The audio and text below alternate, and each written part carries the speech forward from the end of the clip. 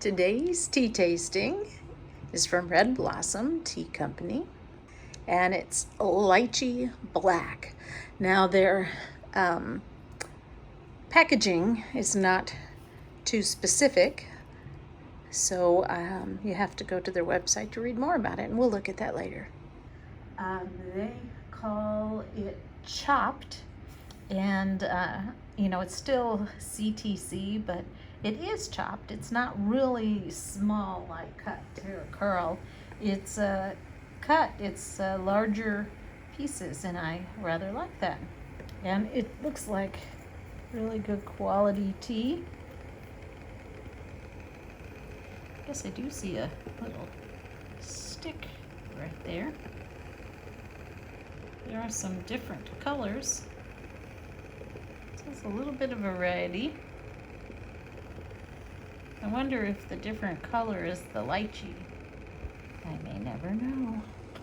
So they recommend 3.5 for a gaiwan, for a 6-ounce gaiwan, I think they said, but mine is 5 ounces, but I'm going to stick with 3.5. Normally I do 5 ounces for tea, but unless it's cut like this, and then you need to do a little bit less.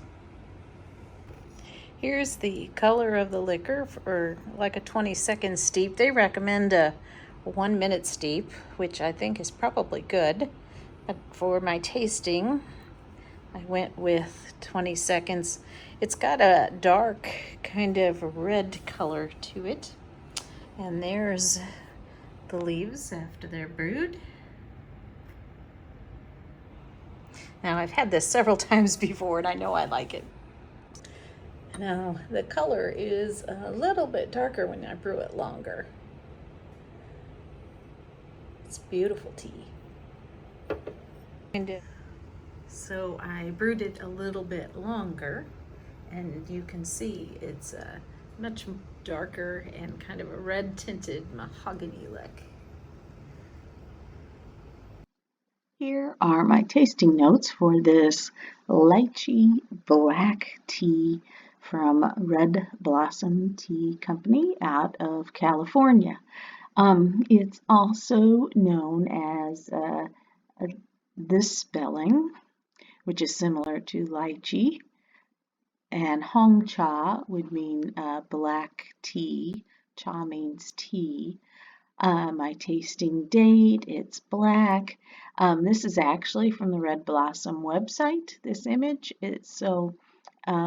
This tea is from the Guangdong province in China.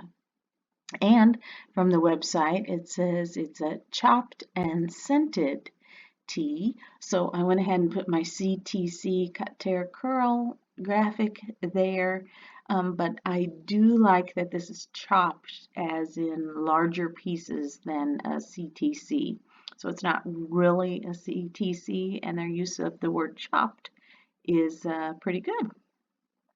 I also put roasted because in my studies, I learned that the scented that they refer to, is done by roasting lychee with the tea leaves. I didn't taste any roast, but that is the process that is used to scent the tea. And I like teas that are scented. So like jasmine is scented by putting the jasmine flowers close to the tea during production, rather than those teas that are blended with artificial flavoring and natural flavoring. So this one is all done naturally and done during processing of the leaves, and I actually like that kind of scent flavoring. From the website, it says lychee is an indigenous fruit found in abundance in southern China and Southeast Asia. So the natural sweetness and perfume pairs perfectly with black tea. And so this is a very common tea that is made in China. And they say to use 3.5 grams of tea. They did actually have a graphic on their website with different methods of brewing, and I liked that it shared how to do it with each method, but this was for, I think, a 6-ounce Gaiwan at 205 degrees, steeped for 1 minute, which kind of is perfect based on my playing around and testing. From this simplelooseleaf.com website, that's where I picked up that it is scented by roasting the leaves. And it's mostly in the Guangdong and this, whatever this is, Guangxi provinces. And so we are told this particular tea is from the Guangdong.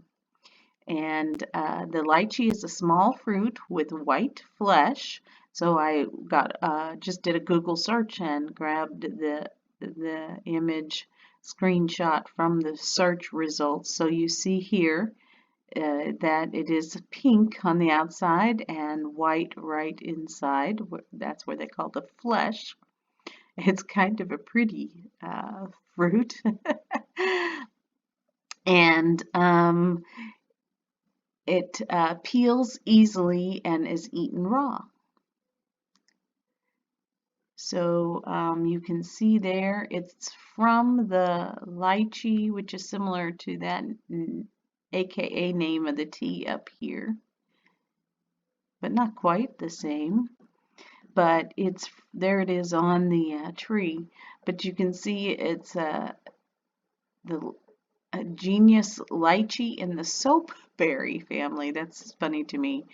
Or this scientific name here.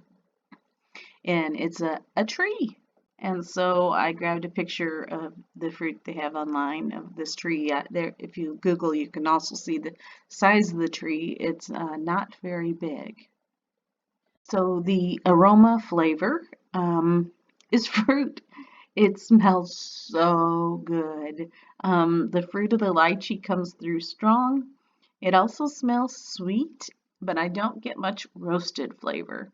Now, hubby, who does not eat or drink much fruit, he doesn't eat any fruit, maybe a few fruit juices he'll drink.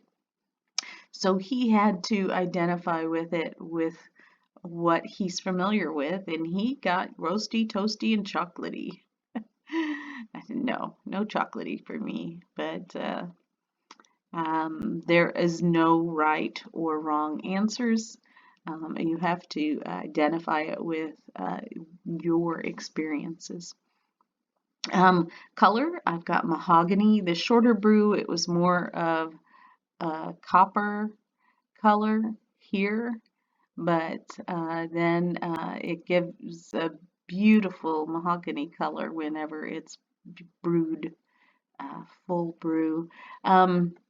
The body I put as medium. I almost put it at light, but the #1 category, but I went ahead and went with medium.